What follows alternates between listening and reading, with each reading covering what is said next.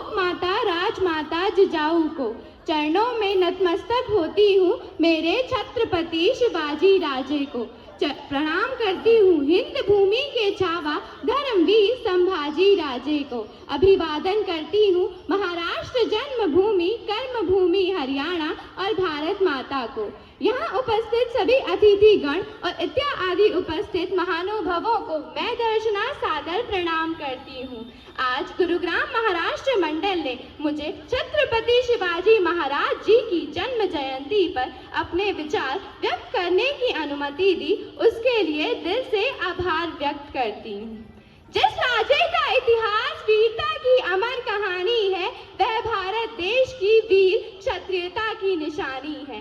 400 सालों से हर महाराष्ट्रियन के साथ साथ हर भारतीय को आत्मबल सामर्थ्य देता है, जिसकी जय घोष सुनते ही नारी हो या पुरुष की धमनियों में लहू का तेज प्रवाह है, जिसके आगे हम सब का सिर आदर्श से झुक जाता है। हिंदुस्तान की शान महाराष्ट्र की पहचान है।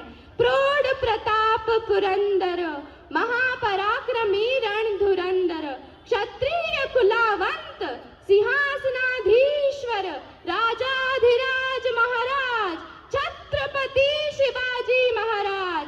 छत्रपति शिवाजी महाराज यानी विश्व कल्याण, विश्व बंधुत्व, लोक कल्याण ऐसा कृतिशील आत्मसात करने वाला राजा। न्याय, समानता, समता, स्वतंत्रता, संरक्षण ऐसे महान कल्याणकारी तत्वज्ञानी, इन सब का धैर्य से निर्माण करने वाला राजा है छत्रपति शिवाजी राजे। शिवाजी यानी शिव, शिव यानी सुंदर, शिव यानी लोक, शिव यानी मातृत्व, शिव यानी पितृत्व, शिव यानी कर्तव्य, शिव यानी विश्वास, शिव यानी नीति, शिव यानी कल्याणकारी स्वराज्य। इन सब के आचरण है छत्रपति शिवाजी राजे।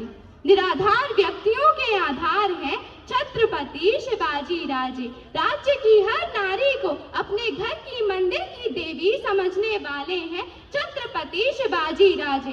चांद पर दाग हो सकता है, लेकिन जिसके चरित्र पर कोई दाग नहीं, वह है छत्रपति शिवाजी राजे। हम सब के प्रेरणादायी हैं छत्रपति शिवाजी राजे। ऐसे महान विश्वव्यापी राजे हैं छत्रपति शिवाजी राजे। क्यों मैं शिवाजी राजे को एक विश्वव्यापी राजे कह रही हूँ?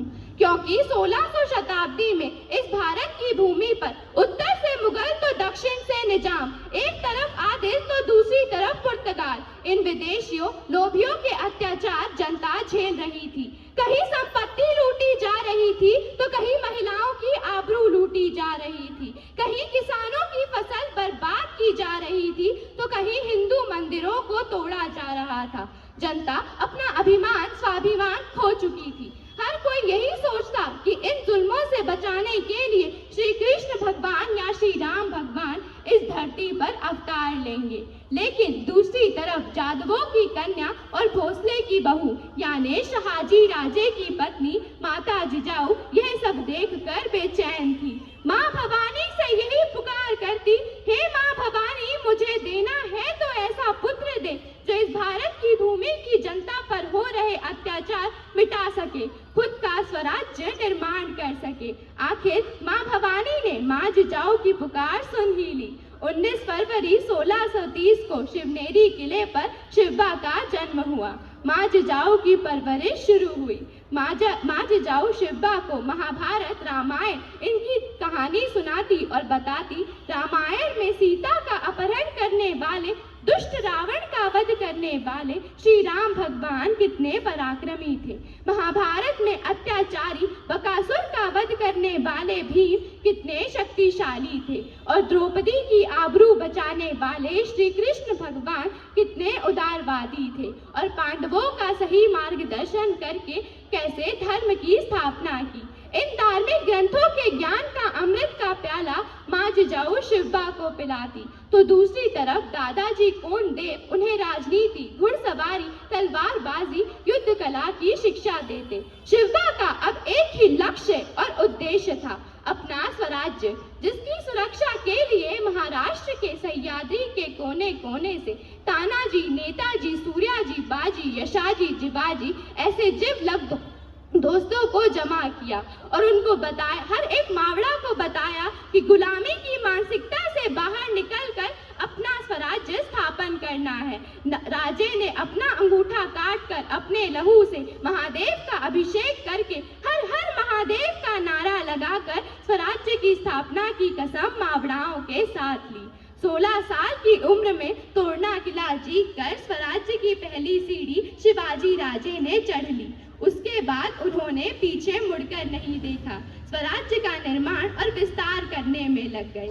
स्वराज्य और शिवाजी राजे को मिटाने के लिए निजाम आदिल ने कई सरदारों को भेजा, लेकिन वे खुद मिट गए या भाग गए। जैसे शाइस्ता खान आया, लेकिन उसे अपनी उंगलियां कटवा कर भागना पड़ा। अफजल खान को तो राजे ने पेट फाड़कर उसी के लहू से भगवा लहरा दिया। लेकिन इस स्वराज्य के लिए कुछ वीरों को बलिदान भी देना पड़ा। जैसे सिंहगढ़ के लिए तानाजी को शहीद होना पड़ा, तो पावनखिंड में लड़ते हुए बाजी प्रभु को लहूलुहान होना पड़ा और शिवाजी राजे के लिए जीवा को अपना बलिदान देना पड़ा।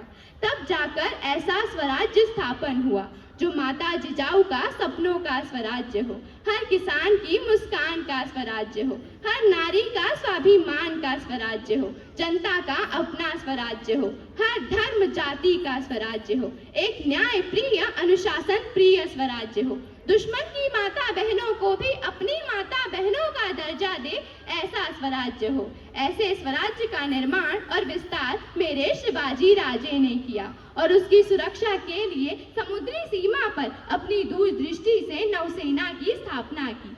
इसीलिए आज उन्हें फादर ऑफ इंडियन नेवी यानी भारतीय नौसेना का जनक भी कहा जाता है। इसीलिए आज का नौसेना का ध्वज उनका और उनके स्वराज्य का प्रतीक है। मेरे राजे का इतिहास भारत देश के साथ साथ पूरे विश्व के लिए लाभदायक है और उसे अपनाने की जरूरत है। तभी तो शिवाजी राजे एक विश्वव्यापी राजे हैं। हमारे भारत देश को ऐसे स्वराज्य की जरूरत है, लेकिन उसके लिए शिवाजी राजे तो नहीं आ सकते, लेकिन उनके विचार और चरित्र का दीपक स्तंभ हमारे सामने है। इन चरित्र और विचारों के दीपक स्तंभ से इस प्रतियोगिता युग में खेल, विज्ञान, कला, संस्कृति, भाषा, शासन से युद्ध में लड़कर एक उज्जवल और शक्तिशाली भारत का निर्माण करना है और अपनी संस्कृति की रक्षा करना है। तो चलो आओ, आज हम सब मिलकर यह संकल्प ले कि माता जिजाऊ, छत्रपति शिवाजी महाराज और हमारे सपनों का स्वराज्य साकार करें। और आज की नारी को मेरा खास यही संदेश है कि हम जिजाऊ की कन्या है, जिजाऊ की तलवार की धार है, हमें पीछे नहीं हटना है, जिद और मेहनत से आगे बढ़ना है। छत्रपति शिवाजी राजे और संभाजी राजे के विचार हमें हर पल शक्ति प्रदान करेंगे। धन्यवाद। जय जिजाऊ, जय भारत, जय शिव।